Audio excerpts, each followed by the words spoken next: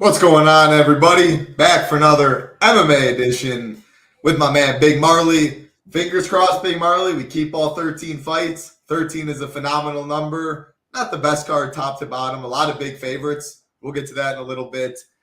Please say we keep 13 fights, though. 4 p.m. Eastern at the Apex. How are we doing today?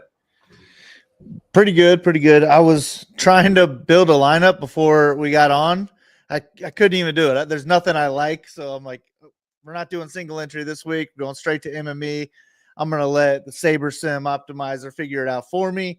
But hopefully I'll luck into something. I like 13 fights. I think it's a tough card.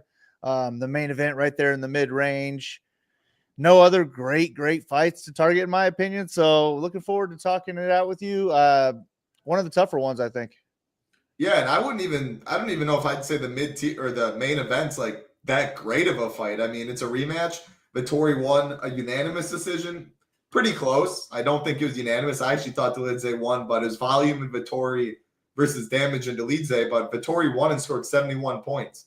Even with an extra 10 minutes in that fight, maybe 88, maybe 87. Like, that might not be enough on this card, especially when we do get to the ownership. But yeah, 13 fights. Ownership's going to be spread out.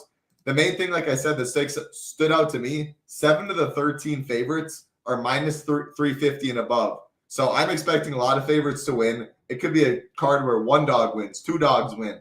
Heck, even no dogs could win. Then the other thing that stood out, the mid-tier is strong. Main event, people obviously play. Other good fights, the Zeleleski fight, minus 160 to 5 to finish in the mid-tier. Go down a little bit. The only heavyweight fight on the card, Waldo Cortes Acosta, Ryan Spann, minus 200 to finish. But as you see right there, Big Marley still has it only as a 3-star. Only as the Cheaty fight is a 3-star too. So, yeah, ownership's going to be spread out. Again, all of our content, projections, ownership, slate plan, everything gets up by tomorrow. Our rough draft right now with ownership, though, nobody below 10% owned.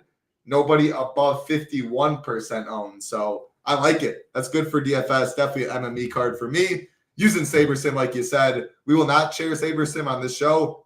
All of our projections, ownership will be uploaded there. I think it's a lot easier looking at the stone, being able to see, I put these odds up Monday. Where did the line movement go? How old? What's the record? Height and reach for these guys? Significant strikes per minute, takedowns. All in one, the stone I think is the best for MMA. And like these are color-coded. Ownership, projections, everything's loaded by tomorrow. Premium content, of course. If you do want to check us out, multiple different options. Weekly, monthly, annual. If you just want the content, $79.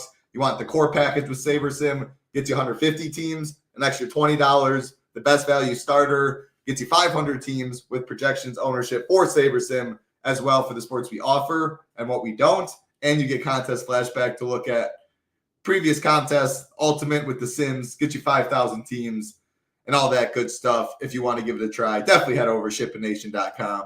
Hit the like, hit the subscribe. That is all we ask for on this show.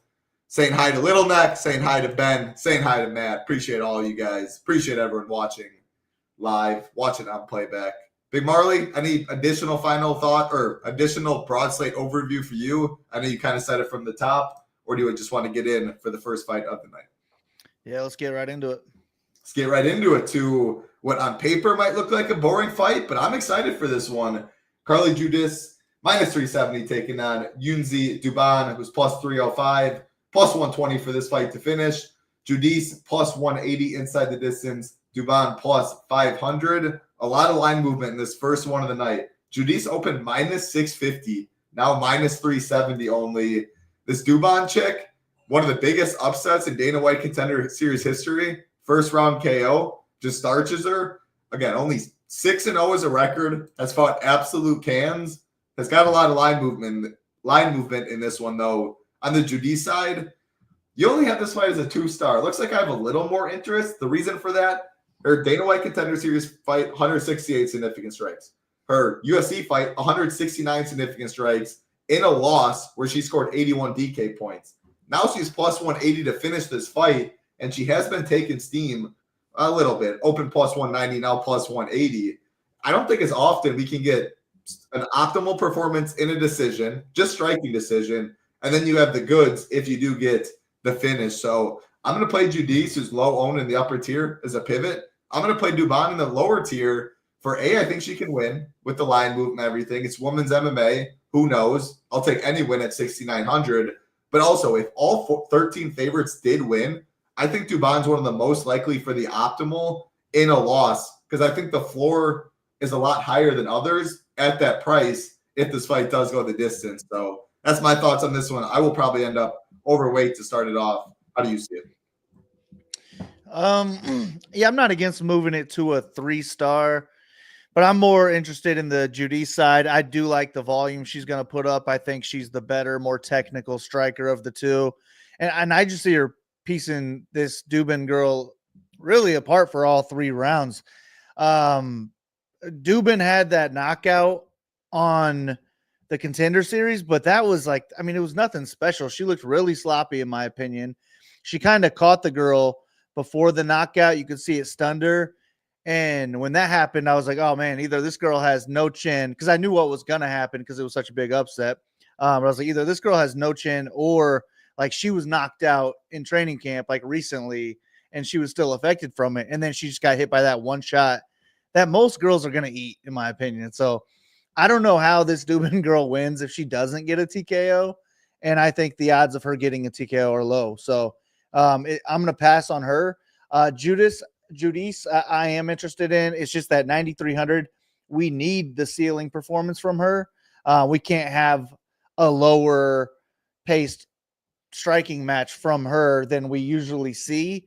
We need her to show the goods at 9,300. And the problem is she's not that good. It's just that she is willing to eat a punch or two to give 3 or 4. And I think she could do that for 15 minutes, probably score about 100 points. So I'm definitely not against her. I just probably would rather target the first round knockout potential guys, which is usually not my style. It makes sense. Again, the reason for that, why I like Judice, she's the lowest owned in the upper tier. So that's a pivot I can play in chalkier lineups. And 81 DK points in a 15-minute loss last fight, which I thought she won. If she did win, that's 111 points. You definitely take that any day. She did mix in 2 takedowns there. Who knows if that's on the table here, but yeah, I'm going to be overweight to this fight to start it off, which is not something I usually am. I will say this is one of the lower owned fights on the card, though, so it's not too tough to get overweight. All right, let's keep it rolling. Next fight on the card, another women's fight. Josiana Nunes, minus 190, taking on Priscilla Cachewara, plus 165, plus 150 for this fight to finish. Nunes plus 300 inside the distance. Cachewara plus 325. I'm with you at the fight rankings. I don't like this fight, and I prefer the $800 cheaper fighter in Cachewara than Nunes. If I am picking, we need dogs on this card. If she scores 75, it could be enough. She has some upside for more. Should just be a striking match and a decently fun one. But yeah, based on what I see on the fight rankings, you and I are in agreement. I will be cheering for Cachewara. What about you? Yeah, Cachewara pass for me. I just don't understand Nunes being like a minus 200 favorite over anybody in the UFC. She's okay at throwing overhand rights. That's about it. That's all she's got, in my opinion. And Cachewara is pretty good at that too, in my opinion. I think the significant strikes per minute is a little misleading. I could definitely see Priscilla being the one landing more volume in this one. I could see her being the one landing takedowns. I think she should be a slight favorite in this one. I bet her on Sunday when she was like plus 185, and I think there's still value there. So Cachewara pass all around. There's no way I play in Nunes, even if I make 150. I love it. I absolutely love it. Hot take right there. Again, Nunes won't be low on by any means, but we have her at 15%. I mean, that's paying the rake. If Nunes isn't on the optimal, absolutely paying the rake. So love that. I will also be cheering for Cachewara, prefer her for the savings. Nice fight. And again, not one of my favorite fights. Andre Lima, minus 410, taking on Daniel Barz, plus 340, plus 140 for this fight to finish. Lima, plus 195 inside the distance. Barz, plus 550. I just like so many other upper tier fighters more than Lima. He's low volume, as you can see, not known for his wrestling. Plus 195 inside the distance, good. But it feels like he's more likely to get a second or third round finish when he just starts piecing out Barz. Cardio is good. Barz breaks a little bit. And then, I don't know, 90, 95, like probably still isn't enough on this slate. I will be targeting people that have more first round knockout, like you mentioned last fight or 2 fights ago, or a Carly Judice, who can get it done in 15 minutes on the optimal, where I don't see that being the case for Lima. Barz is my preferred play just because if he wins and scores 70, I will live with that on this card. If you tell me he gets 70 right now, I'm probably 3x the field. That's how I feel about dogs on this card. Problem is I don't think he wins, though, so I don't like this fight. What about you? Same. I'm not going to play Lima. I think he is the better kickboxer. He's probably going to find a way to slow this fight down, keep it on the feet for the most part, and get his hand raised in a decision. If that's the case, I think he'd be happy to score in the high 70s, to be honest. So I'm just 150 lineups. I'm not getting any Lima. He needs the early knockout. I guess it could happen, but that's not his style. I think that Barz is actually more likely to get an early knockout.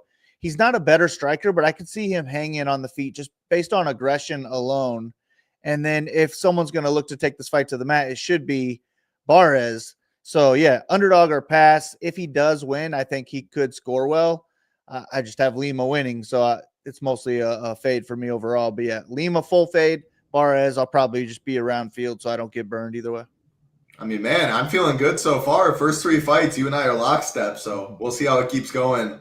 Doesn't always mean it turns out good, but I always like being lockstep with my man, Big Marley. What's up, YSN? What's going on, Nika? Hope you guys are having a good evening, and gals. Nice fight on the card. Biggest favorites. Josias Mousasa, minus 900. Taking on Carlos Vera, plus 600. Minus 220 for this fight to finish. Moussa's minus 160 inside the distance. Vera, plus 550. Mousasa in round 1, plus 250. I'll throw it to you right away on this one. 9,400, which is the second highest priced. You is more expensive. In a tier of his own in terms of money line, though, and expected to finish the fight. But second, third round knockout, is that enough? And how do you see this fight going? Second or third round knockout probably is not enough unless he is. I'm fading on my Mousasa film. I feel like I remember him going for some takedowns in this film. If he does look to wrestle, maybe a second round knockout could be okay. Yeah, I don't think in this fight he's going to be going for takedowns. Vera's going to be. That's what he wants. Yeah, I would agree. He is a better striker too. I think his hands are the best thing about him. He's a slick striker. He's got knockout power. Coming off of a not great performance, which I was thinking might keep his line down a little bit, but minus 800, people are still stoked about it. I think this is a setup fight to get him a knockout. I wasn't impressed with anything about Vera, so I'm not going to X him out. I don't think. Maybe I will. I probably will X out of Vera. I guess it depends on how many lineups I make. I'm just really not looking to get to that really low range of fighters this week. So for me, it's going to be Mousasa or pass. I do think he gets a knockout, so I will be playing some of them. But since I'm not getting to that low range of fighters, I don't know how much I'm going to be able to afford at 9,400. I was trying to get him in the lineup before we got on, and I couldn't do it. So maybe it'll put me underweight, but I have no idea. I'm fine with anywhere from like 20 to 60. Yeah, I'm with you there. I'm not playing any Vera, but I will be playing Dubon, Cachewara, Barz. We're going to get to some other ones. I'll be mixing in multiple dogs. I ain't playing Vera. I'm not playing Cunningham later. But I am playing a couple of these other ones, so I will be able. I'll be spread out with ownership. I think it's a great card to do it. Ownership is so spread out on this card anyway, with 13 fights, even more combinations. I don't want a team that's duped 40 plus times. I think that's bad on this slate. Some slates, that's viable. I think you can make plenty of sub 15, sub 20 dupe teams. And I would rather that and spread out exposure more than just go all in on some of these fighters. But again, I'm looking for upside in the upper tier. I don't really care about as much in the lower tier. I care about win upside. I don't like the win upside for Vera. Mousasa has upside in the upper tier, so I will be playing him, is how I see it, where I don't see it as much with an Andre Lima, so I won't be getting much of him at all, if any. Let's keep it rolling to a good fight. It's on a different order. Here we go. Deir Nurgay taking on Bretson Rivero. Deir minus 365. Rivero plus 290. Minus 230 for this fight to finish. Nurgay minus 150 inside the distance. Rivero plus 450. I'll just throw, this looks to be one of the highest owned fights on the card, cumulative. I was surprised. I was, but I wasn't. we have Brunson as one of the most popular dogs on the slate. Actually, the most popular below 7.9K.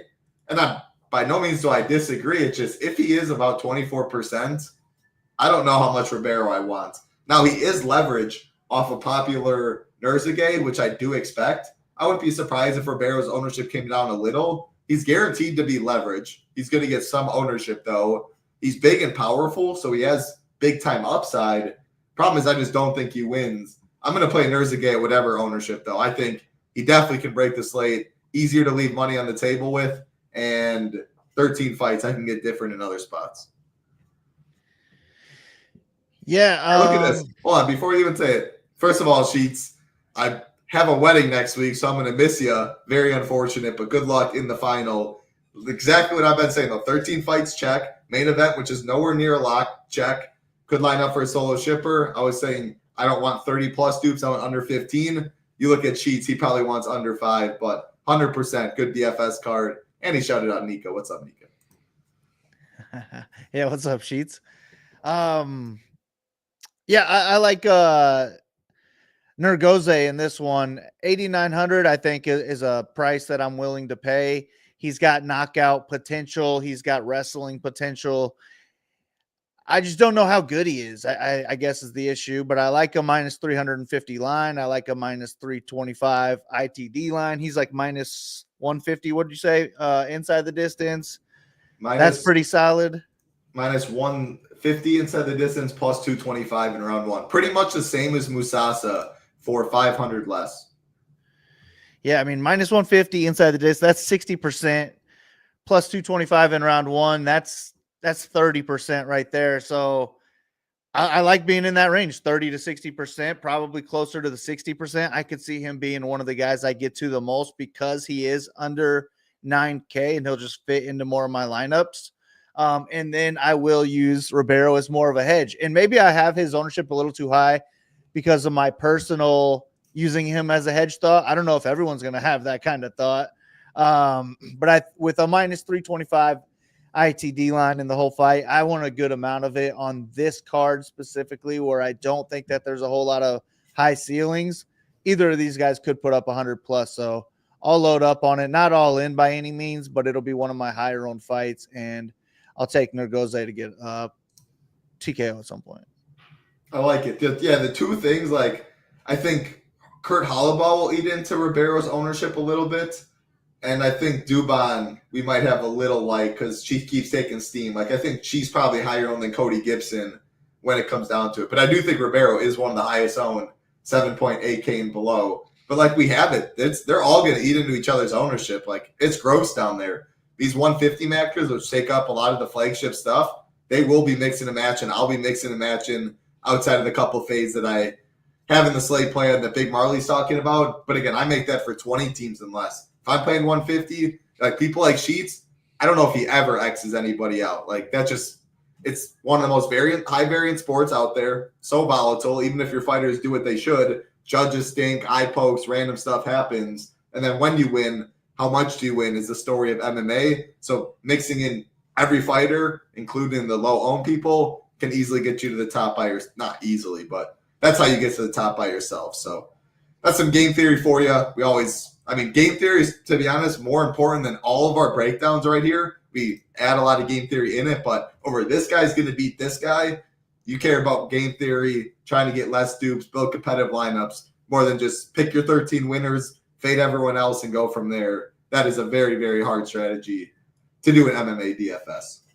All right, enough of that. Let's keep it rolling. Again, like button, subscribe button. Helps us out a ton. Appreciate everyone hanging out. Stephanie Luciano, minus 240. Taking on Sam Hughes, plus 205. Most likely fight to go the distance on the card, minus 550. Luciano, plus 575 inside the distance. Hughes, plus 650. Easy for me. No Luciano. Sam Hughes, just because, like I mentioned earlier, I will take 70, 75 as a dog. She's live. Her floor is high. I'll play her. If it was a normal card where the lines were all short, I don't like her upside. I wouldn't play her much on most cards. This card's different. Hughes or pass very easily for me. Same. No way I'm getting to Luciano. I do think she is the more aggressive striker in this one, more dangerous, but I don't think she's getting a TKO, so I'm not playing her. Hughes, since I think she loses, she's similar to Barz. She's a live dog. If she wins, I think she probably does hit 10x, where I don't even think Luciano has 10x in her ballpark, to be honest with you. But Hughes just an underdog who could win and score around 10x. I'm just hoping she doesn't win because I'm not going to play much of her either. I'm trying to fade this fight completely, but I'm not going to X Hughes out of my player pool. If she fits in the lineups, I'm cool with her. I would just prefer other spots. I could see Barz breaking the slate. If Hughes wins, I feel like we would still have hope, for remaining lineups at least. What a donkey. Talking on mute. I think that makes so much sense. I know, yeah. I can't even tell. It makes so much sense, though. Like, if Hughes wins, I think you're live later. Like, you'll be cheering for other underdogs. That 75 can be beaten. But I'll sign up for that 75 and watch these plus 350 underdogs go to work, and I'll feel really good about my 75.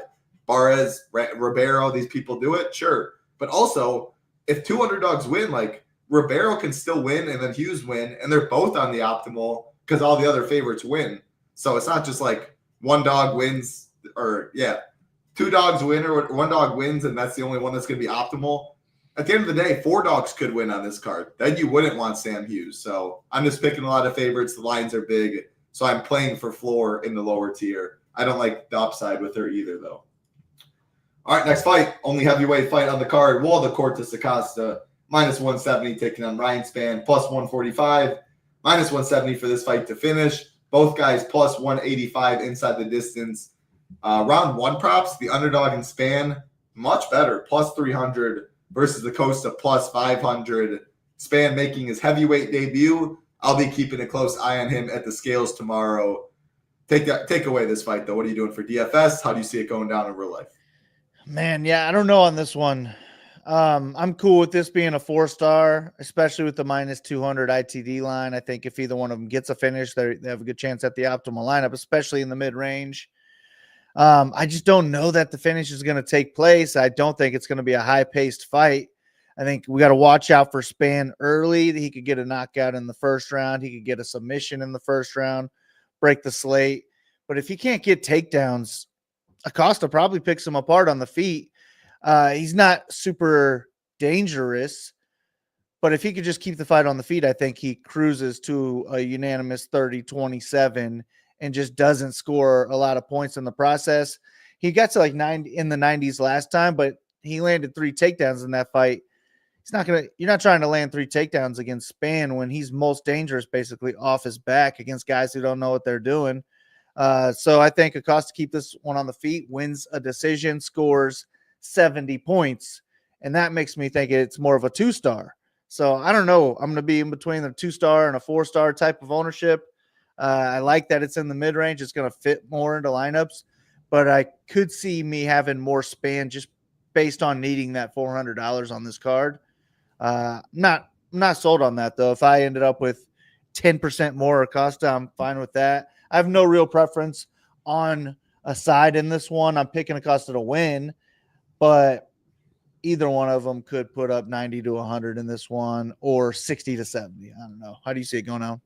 I think Spann has a lot more of the 100-plus point upside than the Acosta due to the round 1. I think Acosta wins round 3 if it gets there. Spann more than likely wins round 1, but he has a lot more of the finishing upside, more dangerous. Again, I want to see him on the scales, but he has power. He can strike. He can grab a guillotine. He is dangerous early. Just when the fight goes, he just really slows. But I'm with you. Like, by no means is this a lock of a fight, even though it is one of the most likely to finish on the card. It goes, I think, let's see what over 2.5 is. Over 1.5. That was the wrong fight. Over 1.5 minus 180. Over 2.5. Some books like plus 105, plus 116. If it gets to the third round, like, I don't really want this fight, even though it is in the mid tier. Like 75, like I'd rather probably take a favorite and a 40-piece underdog decision win than I would a mid-tier fight that's getting 50% ownership. I guess, how do you compare this fight? Rank this fight, Zeleleski, Dos Santos, Chidi, and then the main event. I assume main event, but Then after that, main Chidi event, versus- then this fight, and then Chidi third. Okay. Man, it's just I went back and forth on stuff. I ranked this fight 1. I went the Vettori fight 2, the other one 3, but I almost went the Vettori fight last because that fight will be like 1.8 times as owned as these other 2 fights with a way worse inside the distance prop. Like it's just those extra 10 minutes. So at ownership, it's really close for me. But I'll be mixing and matching all 3 of them. You can leave money on the table when playing this fight. The mid-tier will be popular. I think a lot of builds will include 2 of those 3 fights because people aren't going to want to jam in dogs below. So I do think it is a mid-tier card. Very, very interesting. Very, very interesting. If you can say any more, I would love to hear it. But It's not what the line is saying, but I will say Dolidze did just get on that or some inside info. Dolidze did get a good amount of steam on 2 days ago. The line was plus, or it came back. I thought it was like minus 170 Vettori for a little bit. Then came back down to minus 148. But yeah, I don't know. Definitely, yeah. If he's injured, definitely bet Dolidze. It was like an even line when I looked into it. Oh, really? Okay. I mean, I have seen that on Topology. Yeah, March 4th is pretty much a pick 'em. All right, let's keep it rolling to one of the biggest favorites on the card, the highest priced. Su Young, you taking on AJ Cunningham, minus 625 for you, plus 450 Cunningham, minus 140 inside the distance, you minus 110, or fight to finish minus 140, you minus 110 inside the distance, Cunningham plus 675. I didn't plan on playing any Cunningham unless you talked me into it. I'm not going to call him a crotch sniffer, but man, is he going to be shooting for a lot of takedowns, which you like in DFS. You don't like the price tag, but 8 takedowns, 130 doesn't matter what price you are. With this guy's takedown upside, it feels like if anyone was to score it, it's probably him. And he's minus 110 inside the distance. So yeah, I'm definitely playing him at 9,500. How do you see the fight? Yeah, I don't think Cunningham is UFC level. Not going to play any of him. He needs to keep this fight on the feet and just strike at a high pace. I think you could beat him on the feet, though. He's not a great striker, but he could dominate with his wrestling, and I think that's probably what he's going to look to do. He did have 8 takedowns on the Contender Series. You love to see that. I think that's in play. So yeah, $9,500, tough task. I don't know that I'm going to get to a lot of him, but if I can afford him, I want him. If I can't afford him, I'm not going to make it a point. I'm fine going down $100 to Mousasa. I'm fine going down 200 to Judice if I really need to at low ownership. And there's a couple other fighters we still haven't even talked about that I'm fine with too. Do you prefer Mousasa or you straight up? Man, his takedown prop's only 1.5 on underdog. Ooh. Obviously, the juice is on the higher by a decent bit, but like you're telling me he gets 2 takedowns? I don't want this fight. Obviously, a first round submission, but still, even that isn't guaranteed to get there. That lowers my interest a little bit. I think that has me leading. That has me liking Mousasa relative to or compared to you. Yeah, I'd say they're similar to me. Probably Mousasa because I might need the $100 to be honest with you, but yeah, I would have said it higher than 1.5. If DraftKings gave me that to bet on, I would take 1.5. I would set it like 2.5, 3.5 personally. Probably 2.5 with juice on that, the over. But yeah, you were past. There's no way I'm getting to Cunningham. So it's like an easy fade Cunningham, easy fade Lima, easy fade Luciano. Nunes, easy fade Nunes. Yeah. So that's like, I feel like this card has too many easy fades where I'm just going to be limiting my player pool. And hopefully that'll help me out with like leaving salary on the table, just not playing people that could fit and I'm not using them type thing. But for sure, I don't know, man. I need to start building lineups just to see how this is going to shake out. It's again, the mid tier will be jammed pretty heavily. 2 of those 3 fights, especially with Zeleleski fight, the heavyweight fight, Vettori Dolidze. People won't like the lower tier much, so you jam like 2 fighters below 7,500. I think that's a way to get different. And if I'm not leaving much salary, I'm more likely to play a Stars and Scrubs build than a mid-tier build and leave 0 salary because I think that'll be pretty hard to get different. But again, you can still do it. Like you can fade the Vettori fight, play the other mid-tier fights. You mix in one leverage play, like you can still do it, assuming we keep all 13. It's just you got to be careful roster construction wise when you do go that route. All right, let's keep it rolling. Next fight on the card, 5 fights left. Dubon Blackshere minus 460, taking on Cody Gibson, plus 360, plus 140 for this fight to finish. Blackshere plus 160 inside the distance. Cody Gibson plus 800. Unless you think, I mean, you have him as a 2-star, so it looks like you're playing some Cody. I was going to fade, but I might change one of these other fighters, like a Lima, a Nunes. I had both underweight, and I debated maybe I'll put Gibson underweight and fade one of Lima Nunes. But, I mean, I think Blackshere is better wherever the fight goes. I think Blackshere is a beast, so I don't like Cody Gibson much either. Yeah, I really don't like Cody either. I just have so many other fades where I feel like I might need to squeeze him in some. I do think he'll look to wrestle where these other cheapos probably will not be. It just, if you look to wrestle against Blackshere, it's probably not going to go well for him. I think he could. Yeah, that's how I have this fight going. I have Blackshere by submission, probably due to Gibson's aggressiveness in the wrestling department. But yeah, Blackshere could beat him on the feet, which would be a problem at $9,200. He doesn't wrestle as much as I would like him to, but I like his grappling game a lot, and I think that Gibson will look to wrestle enough to where this fight that probably does play out on the feet.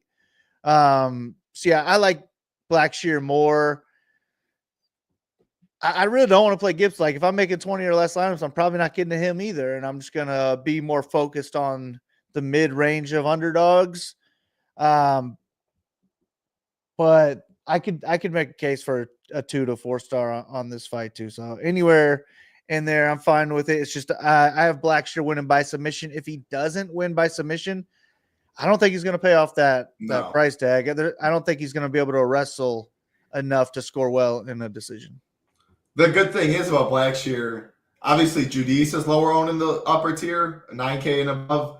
I misspoke, I guess, earlier. Lima is 9K. He's the lowest in the upper tier. Then we had Judice. Then we had Blackshere. But Blackshere is still a decent amount lower owned than the Vallejos, Mousasas, Hughes, Nurgay's of the world. So he still is a pivot up there. You can play 2 mid-tier fights and play Blackshere over Mousasa and leave 200. That's a way to get different, or you, etc. That's how we play Blackshere teams. Yeah, I agree with you, though. I think he's better everywhere. I want a submission when I am playing him, but there's so many paths he doesn't get there on the optimal. I mean, at the end of the day, this fight is plus 140 to go the distance. If it goes the distance, I don't see Blackshere being one of the highest scorers on the slate, which is what we need at this price tag. Yeah, we talked about that a little bit, Ben. If with so many big favorites, the likelihood of that goes up. I will say the more fights we have, the likelihood of that goes down. But we've seen it multiple times, and I brought up the Dubon right to start. Like if you told me right now a dog's going to be on the winner, I would pick for it to be Dubon. Who would you pick? Or Dubon, I guess, is her name. Damn, that's tough. The dog's on the winner. I'd say Barz. Barz, yeah. Or Cachewara. Well, Cachewara's probably. Problem is the price. Yeah, I'll go Barz then. I like it. All right, 4 fights left. Alexander Hernandez minus 210 taking on Kurt Halabal plus 180 plus 135 for this fight to finish. Halabal plus 240 inside the distance. Hernandez plus 375. So the underdog, better inside the distance prop than the favorite. First, Hughes for me. I did debate Hughes too. Just the 500 more in salary was what had me on the Dubon, but I did debate that. Span, that's a hot take. 7,900 is a lot in a loss is the problem. All right, not keep it rolling. What do you see in this fight? Underdog Halabal, better inside the distance prop. Give me Halabal, the 1K savings over Hernandez for sure in DFS. I did not like Hernandez. I guess break down the fight, then doesn't look like you have like Hernandez on the fight rankings. How do you compare her to Nunes? How do you compare her to, or him to Nunes? How do you compare him to Luciano? I know you don't like any of them. I guess Hernandez because you actually have a couple stars next to his name. Yeah, I guess Hernandez. I actually changed it to a 2-star Hernandez, 4-star Halabal, just because I know I'm going to need that $1,000 on this For card. sure. But I have Hernandez winning the fight. I don't feel good about it though. But I do think he's got a higher ceiling than the other two with his knockout potential. I think he is the better wrestler. He doesn't wrestle enough for him to score great, but just the way Halabal got dominated by Ogden on the ground, just laid on his back for freaking 13 minutes, I feel like Hernandez could have success in the wrestling department. So I'll say him over the other two, but I'm probably not going to get to much Hernandez, if any. Halabal, I think, can keep this fight close everywhere. They're both inconsistent, so I don't trust either. But you said Halabal's got a better inside the distance line. That makes me like him more also. And if this is a close neck and neck fight and they're going into that corrupt judge's decision, I'd much rather have Halabal in my lineup. So yeah, definitely Halabal preferred play. Only issue is I have Hernandez winning, so I don't want too much Halabal, but I'm definitely going to mix him in with the I guess I'm going to have to put the Hughes fight at like 2-star because I'm going to have to play some Hughes the way it sounds, in my opinion. But like Barz, Hughes, Cachewara, these other people I'm okay playing. That because of Halabal's inside the distance prop, that's why I think he'll probably be the highest owned 7,700 below. Like, and people don't like Hernandez, which will put them even on Halabal even more, which to be honest makes me like him less, but I'm just going to be forced to play him because if he wins, probably on the optimal. Not guaranteed though, but probably. Obviously, I'll take any winner sub 8K right now. We got 3 fights left. Spencer said, could you get the tip feature? I'm sure you guys would make more coin. So we actually do have it, I think. I mean, our man Sheets, I know, has donated a couple times. I will say though, we always appreciate it. I think YouTube takes so much from what I've heard that if you did want to donate, I would rather you donate to someone in this chat, and then we can do a random winner, and they would get like a $15 chance at 100K or $12 single entry, whatever you want to donate there. You need super chat. Oh, I thought we had something set up. Sheets donated once, but again, I'd rather give it to someone here that YouTube doesn't get any portion. Very nice of you though, but we're doing well over here at Shipping Nation. Definitely like giving back to the people, but yeah, I thought it was on for some reason. It is there, Sheets said. But again, if you want to do it, I'd rather you give it away to someone in chat. Beware the eye gouge. Oh yeah, that's what I want. Marnik, man, exactly. Could be one of those slates. And man, what did she score for you? 9? I don't even remember yet. Probably 9 to 11. 9 or 13. Yeah. Just absolutely insane. I don't think we'll see that. I'm not going to say ever. I can see Dubon putting up 9 to 13. Yeah, but that's not going to be on the winner. Some of these other dogs are scoring 15. I don't know if we'll ever see that again, but Dubon scoring. All right, then you better jam Judice then on that note. All right, 3 fights left. This one should be fun. Another big favorite. Kevin Vallejos, -600, taking on Sung Woo Choy, +425, -325 for this fight to finish. Vallejos, -275 inside the distance. Woo Choy, +850. Man, Vallejos looks good. Look at it on here. Only 23 years old, 14-1 record. His only loss to Gene Silva by decision on Contender Series. Everyone knows about Gene Silva. That dude's pretty good. This Vallejos kid looks nice. He's going to get ownership. Inside the distance prop, best on the slate, -275, +130 in round 1. Dude's got hands. With all that being said, I am going to play some Choy. Probably the lowest owned on the card, if one of the lowest owned, against one of the most high owned in Vallejo. So you get all the leverage. If he wins, he's going to be optimal. And the dude will go in there and swing. Like, he ain't going to back down. He'll probably get knocked out. The chin's questionable. Striking defense isn't good. But if he wins, he does break the slate. A lot of people go down in ownership because of Vallejos. Very few have him. You go up. That's how you solo ship on this card. So I'm going to play some Choy, be overweight. I'll probably be overweight Vallejos. I love this fight. Yeah, maybe my favorite fight on the card. Choy has been knocked down 6 times in his last 4 fights. Vallejos throws bombs. He could strike at a high pace. I think he could be the better wrestler in this fight too. So I'll get to a lot of Vallejos. I think he gets a knockout. Seems like a setup fight for him to get a knockout. And it could be in the first round, 110 points. So I want to be overweight to him. He's one of my favorite targets on the card. But skill-wise, like if we're turning knockouts off, Choy's not a plus 425 here. Choy could get a knockout of his own too. So I like Choy at 7,100 as a hedge when I need some cheap dogs. If Vallejos isn't in my lineup, there's a good chance that Choy is, and I'm just targeting this fight to score well. Probably like 80 to 85% of my lineups have this fight, I would think. And if I was making like 10, I would just go all in and just hope that this is the one fight that you really got to target. But yeah, give me Vallejos first round knockout. I like it. This is my favorite fight on the card too. 85% I'd be very happy with. Would allow me to get overweight on both pretty easily. And that's the goal I want. So yeah, I like it. Vallejos probably knocks him out, but I agree with you. Like this line feels a little wide. There's so much hype on him. The hands look crisp. The kid's young. Only lost to Gene Silva. People remember the Contender Series fight, but Choy isn't AJ Cunningham or Carlos Vera. Like the dude has some skill with him. So that's how I see it. You and I, we're either going to be holding hands up top, or at least both in the top 10, or maybe all of our bubbles will be on the left. Just kidding. I don't play like that in MMA. I will diversify enough. Even if I'm so wrong on this card, I will have at least a couple outs more than likely.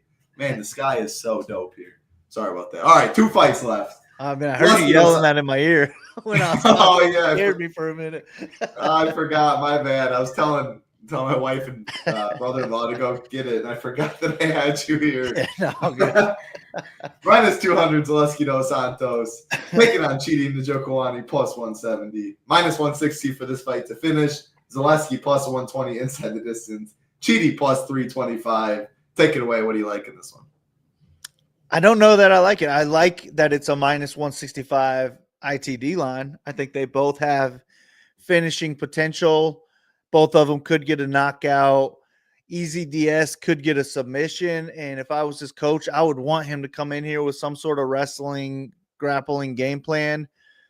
If not only because he's better there, just to keep Cheaty guessing on the feet and not let him get comfortable, because I do think that Cheaty's the better striker, the more dangerous striker. It's just going to be a slow-paced fight. They're both slow-paced fighters, and if there is no finish, the winner could score 50 to 55 points. So it's another one where I'm fine with 2-star. I'm fine with 4-star. I think if I'm hand building, I'm going to be hand building closer to a 2-star.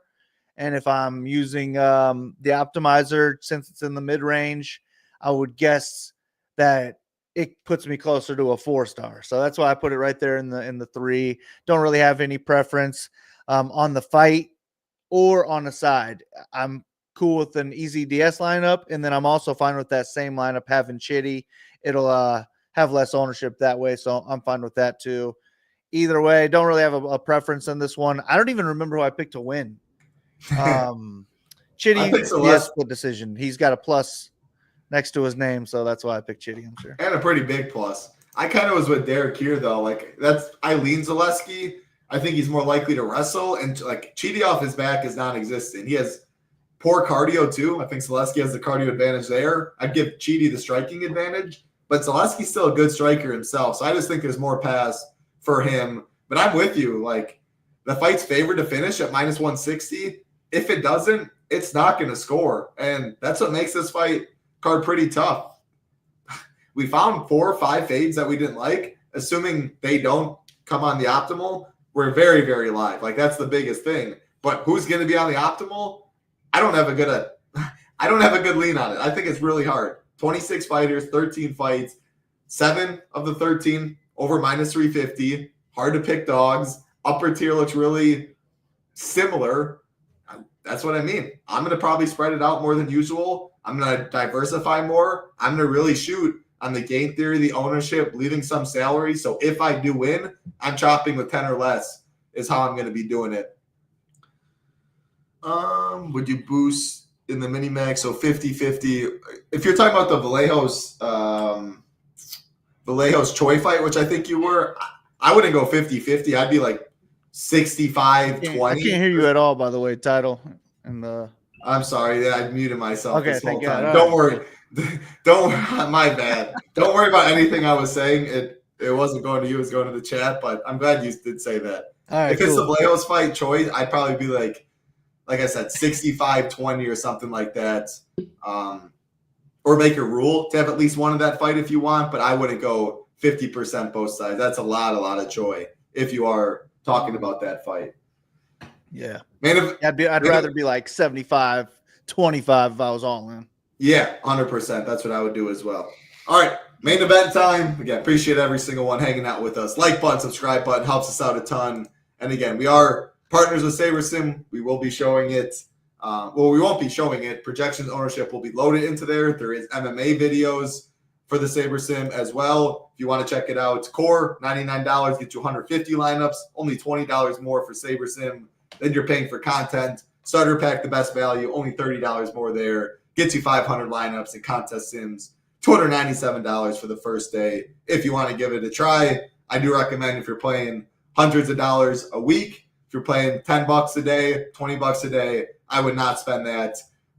You want to play more in your contest than your content if you can.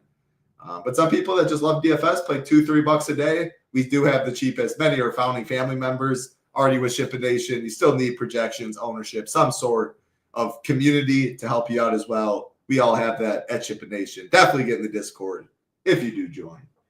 Main event time, and did that just get bets? It did. So you know how I was telling you minus 148 Marvin Vettori was? Now it's minus 172 on Bet Online. So literally 5 minutes ago, it says 636. 5 minutes ago, a decent-sized bet must have came in on Marvin Vettori. Now minus 172, jumped 24 cents, taking on Roman Dolidze plus 147, plus 155 for this fight to finish. Dolidze plus 225 inside the distance. Vettori plus 525. So the underdog with the way better inside the distance prop than the favorite. Again, this is a rematch.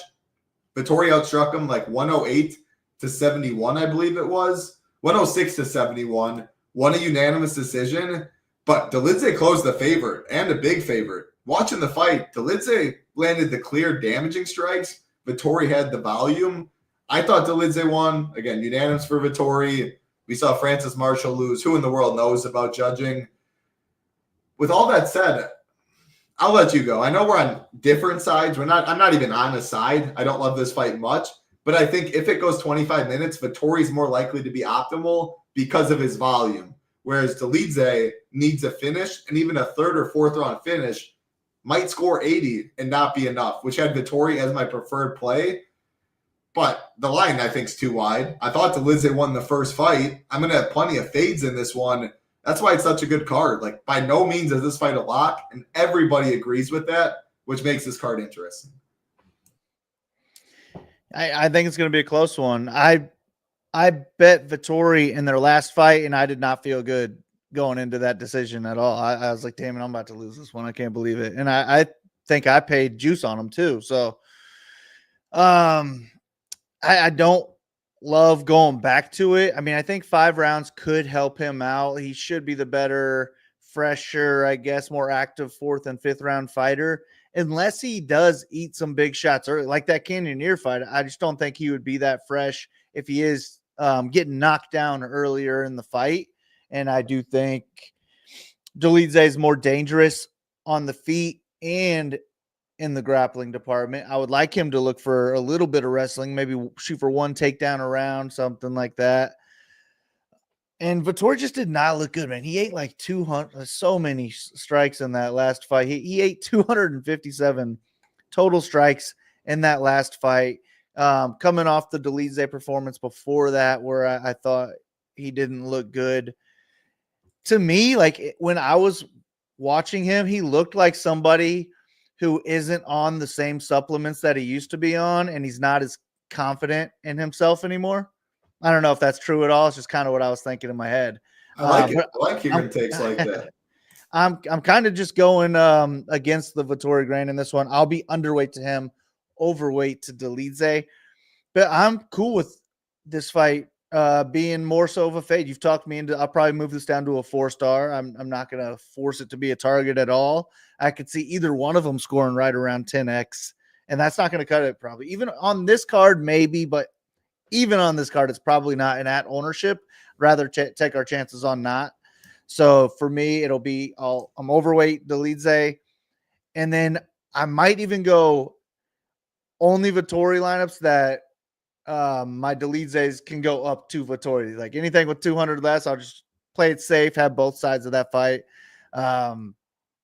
That's kind of how I see it going in my head. I'll just be super underweight on the Vettori side. And damn, maybe this is a good fight to fade. You've talked me into thinking about that more. If I knew that both guys only got 10x, 82 or 80, I'd have 0% for sure. It's definitely going to get ownership too because it's in the mid tier. I'm curious how much ownership. Like I wouldn't be shocked if. I guess maybe I would be a little. Like at first, I think I wrote like if neither guy was in the 40% range, but then like they're probably going to be in the low 40s. I think I think Dolidze might be more popular because the inside the distance prop, but with them so closely priced together and the money line a decent bit, maybe it is just really, really similar. It's tough. It's really tough to see what the field's going to do and just how you think this card goes. Again, the best 3 mid-tier fights, in my opinion, Span, Costa, Chidi, Dos Santos, Vettori, Dolidze, we poked holes in all of them, like pretty big holes as well, which maybe that just has me going more stars and scrubs than what the field will do, and then just playing maybe like one mid-tier fighter or something like that. Again, leaving money is always good. You can play $0 lineups, though, on this card, no doubt. Jam in a lone piece or two, fade some chalk. With 13 fights, it's more viable to do it that way. I'm excited for this one. Like, not the best UFC fight night on paper. A lot of big favorites, some entertaining fights, some boring ones. But I care about DFS, and anything's fun when I'm sweating some big money up top. And I do think there's possibility people will be sweating solo shippers, 2, 3, 4 dupes when it's all said and done. So you think 2 or 3 dogs can end up optimal this week? I mean, they almost have to because of how pricing is. I don't love 3-dog lineups. If I am going 3-dog lineups, Dolidze's a dog. Ryan Span's a dog. Chidi's a dog. Like, I'm taking the lower-owned money line dogs, and that is my 3rd dog. If I'm going 2 dogs, I'd be fine going 2 bigger dogs. Barz, Dubon, Cachewara, Rivero. That's not the biggest, but that's kind of how I see it. Any final thought? Anything you want to talk about that? Any final thoughts to wrap it all up before we get on out of here? No, I'm fine with some 4-dog lineups, to be honest with you. Get me 2 of those high-priced favorites and then 4 of those mid-range underdogs. But yeah, that'll be my way of getting different. I don't have any fighter takes where I like low-owned fighters other than maybe Judice. I think she makes a lot of sense. But now hopefully it plays out well. All my notes are posted. I'll update ownership and notes, whatever, as if anything changes. Hopefully nothing does, but good luck to you, Title. Good luck to everybody listening. Let's ship it. Thank you. Fingers crossed nothing changes. Last week had to make 2 updates. We got, I don't know, the Castaneda fight off. Just got the update. Check Discord. Oh, Blades is off now too. We want to keep all 13 fights. 12, still a fine number, but with so many big favorites, that 13 down to 12 would make a pretty big difference. Please, please keep all 13 fights. Again, projections ownership will be updated, or will be on the site tomorrow, as well as the slate plan tier rankings. Big Marley's fight rankings are up right now with descriptions. So if you're bored and you want to check out a little Big Marley's thoughts, MMA fight rankings right here. Definitely head over to shippingnation.com. Check out Saberson packages. If you do join anything but the weekly, definitely get in the Discord. Best community out there. That's going to do it for us. Appreciate everyone hanging out live, watching on playback. Again, just do us a favor. Like button on the way out. Helps us out a ton. Good luck this weekend, Big Marley. Good luck this weekend, everyone listening. For Big Marley, I'm Titletown. Good luck. Be safe. Peace.